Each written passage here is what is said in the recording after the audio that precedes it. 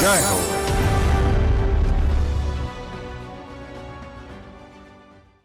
నమస్కారం. సామాన్యుల అసమాన గాథల సమాహారం ఈటీవీ జయహోకు స్వాగతం.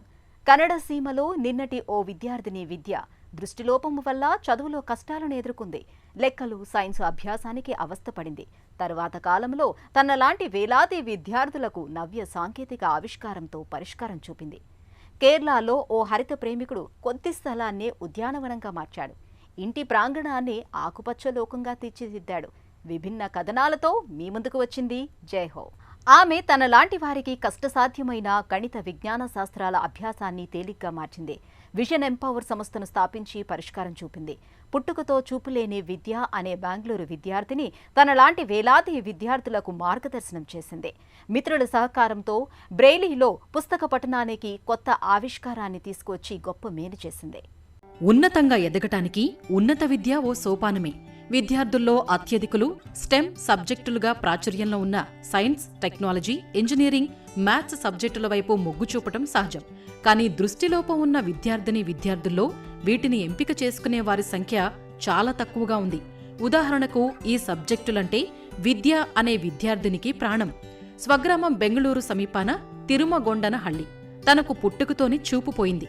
లెక్కలు, విజ్ఞాన శాస్త్రాలంటే బాల్య దశలోనే ఆసక్తి ఏర్పడింది. కానీ అంధత్వం అడ్డుగోడగా నిలిచింది.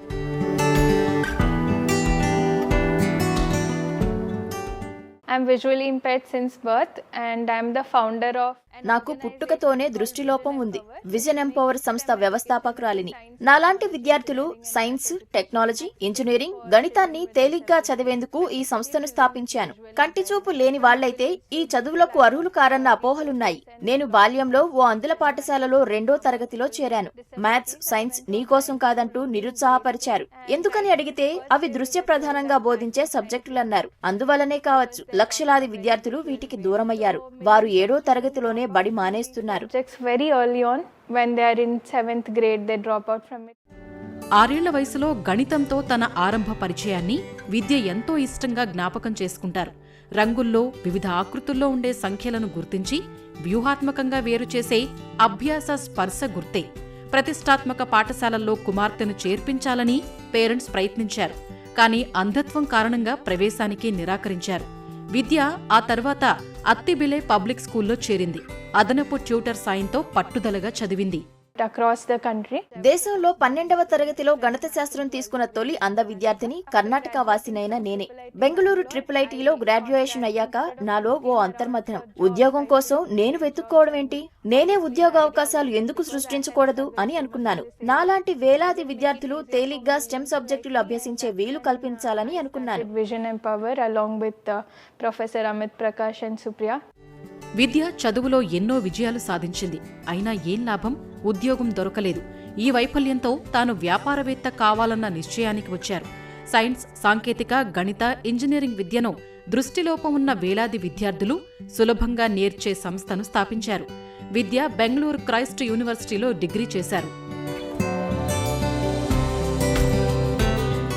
After I finished my graduation కాగానే నాకు బంగారు పతకం లభించింది. అదే నా జీవితానికి ఓ మేలుమలుపు. నేను అస్సలు ఊహించలేదు. సరిగ్గా అప్పుడే బెంగళూరు IIITలో TEDx పై బహిరంగ వేదిక మీద మాట్లాడాను. వేదికల మీద స్ఫూర్తిదాయక ప్రసంగాలిచ్చే ప్రయాణం అలా మొదలైంది. ఇప్పుడు నేను వృత్తిపరంగా మోటివేషనల్ స్పీకర్ను. ముఖ్య అతిథిగా వచ్చి మాట్లాడండంటూ ఆహ్వానాలు వస్తున్నాయి. ఈ క్రమంలో అనేక జాతీయ, అంతర్జాతీయ వేదికల మీద మాట్లాడాను. to inspire people and everything.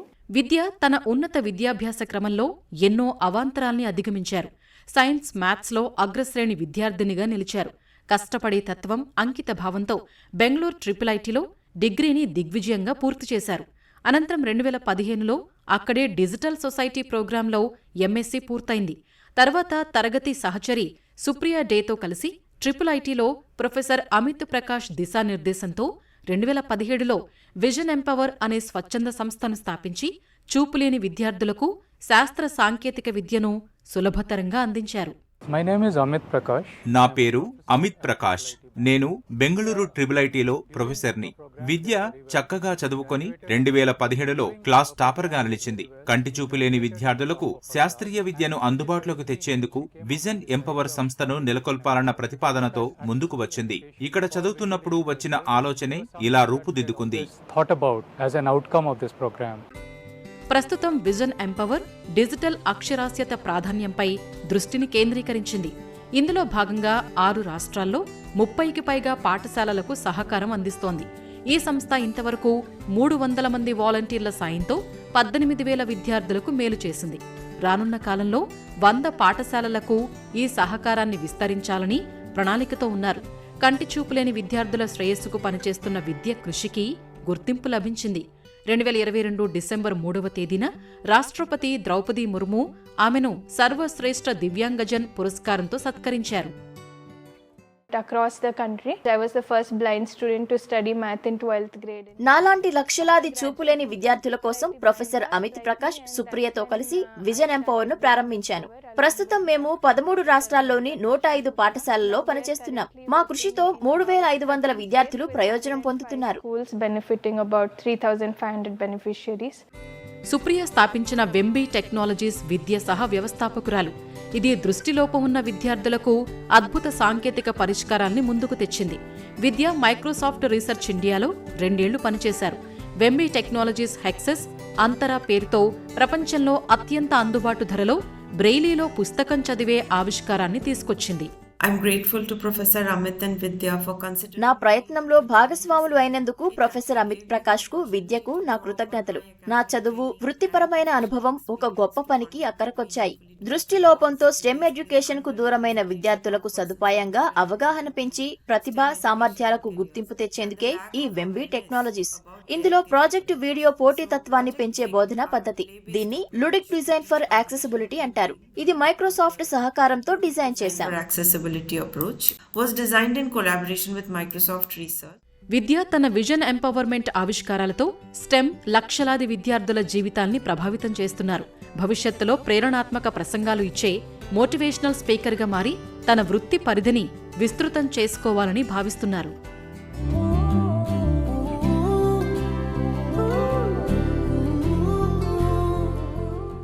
7 రంగుల హరివిల్లు ఆ పొదరిల్లు. అది మలయాళ సీమలో ఓ ప్రకృతి ప్రేమికుని స్వర్గం. చంద్రన్ అనే ఓ ఆసామి నిజం చేసుకున్న ఆకుపచ్చ స్వప్నం. వైవిధ్య ఫల పుష్ప జాతుల మొక్కలు తెచ్చి పెంచారు. సతీమణి సాయంతో ఇంటి ప్రాంగణాన్ని ఉద్యానవనంగా ఘనంగా తీర్చిదిద్దారు. పనికిరావని పారవేసే వ్యర్థ వస్తువులతో ఆవరణను అలంకరించి తన ఫల పుష్ప లోకానికి. నేను త్రిశూరు జిల్లా అంబళ్ళూరులో ఉంటున్నాను. కొబ్బరి తోటల కార్మికుణ్ణి. కాయలు దింపడానికి అనేక ఇళ్లకు వెళ్తూ ఉంటాను. అక్కడ పెద్ద పెద్ద ఉద్యానవనాలు చూసేవాణ్ణి.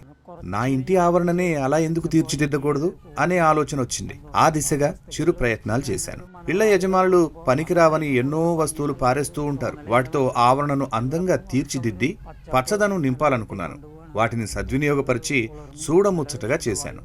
పచ్చదనం, స్వచ్ఛమైన గాలి రెంటినీ పొందొచ్చు. నేను పనికి వెళ్ళినప్పుడు నా భార్య తోట పని చేస్తుంది. మధ్యాహ్నం పని నుంచి రాగానే నేనే చూసుకుంటాను. ప్రతి అంగుళం శుభ్రంగా ఉంచాలన్నదే నా తపన. അതുകൊണ്ട് ഞാൻ 2 നേരം അടിച്ച് വൃത്തിയാക്കി ഇത് പരിപാലിച്ചു കൊണ്ടുപോകും. ఓ సామాన్య కుటుంబంలో పుట్టిన చంద్రన్ 9వ తరగతి వరకు చదివారు. కుటుంబ పోషణ బాధ్యతలతో 14 ఏళ్లకే చదువు చాలించారు. ఓ ప్రైవేట్ మిల్లులో కూలీగా చేరారు. ప్రకృతి అంటే ఆపేక్ష, ఆసక్తి ఆయన్ని కొబ్బరి పనుల వైపు మళ్లించాయి. పనిచేసే మిల్లు మూసేయడంతో అచ్చంగా కొబ్బరికాయలు కోసే పనే చేశారు. రోజూ పనికి వచ్చి వెళ్లే సమయంలో చూసే ప్రకృతి, పచ్చదనం ఆకట్టుకున్నాయి. తన ఇంటిని ఉద్యానవనంలా మార్చాలని చంద్రన్ నిశ్చయించుకున్నారు. కుండీలలో వేలాడతీసి టర్టిల్ వైన్ తీగను కోసి తెచ్చి నాటడంతో తోటమాలిగా చంద్రన్ ప్రయాణం ఆరంభమైంది. വളം ഞാൻ കൊടുക്കാറുള്ളത് വയ്ക്കുന്ന സമയത്ത് ചകിരിച്ചോറും കുറച്ച് എല്ലുപൊടിയും. కొబ్బరి పీచు, ఎముకల పొడి, ఆవు పేడ కలిపి ఈ మొక్కలు పెరగటానికి ఎరువుగా వాడుతున్నాం. మొక్కలు నాటే సమయంలో మాత్రమే రసాయన ఎరువులు వాడతాం. ఇంటి ముందున్న 1.5 సెంట్ల జాగాను మొక్కల కోసమే ఉపయోగిస్తున్నాం. వ్యర్థాలను మొక్కలకు వాడుతున్నాం.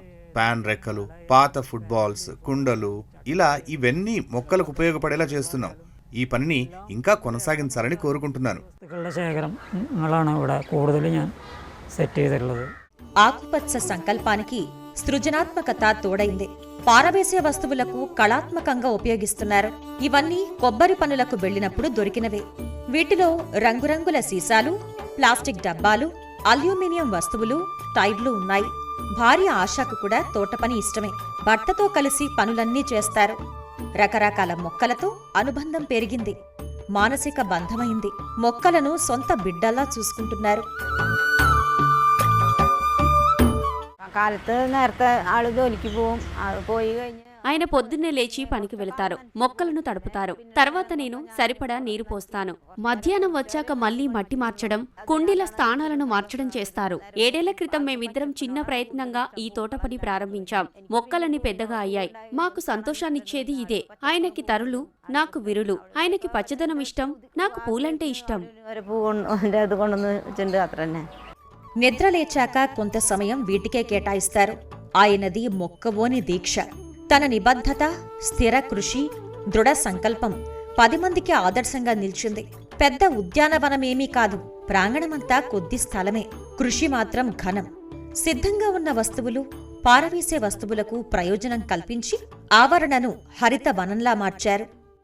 നമുക്ക് ആവശ്യമുള്ള ചെടികളാണെങ്കിൽ ഞാൻ പണിക്ക് പോകണം അവരെ വീടുകളിൽ. ఈ మొక్కలన్నీ నేను పనిచేసిన ఇళ్ల దగ్గర సేకరించి తెచ్చినవే. ఇవి కొని తెచ్చినవి కావు. ఇక్కడ మేము మొక్కలేమీ విక్రయించటం లేదు.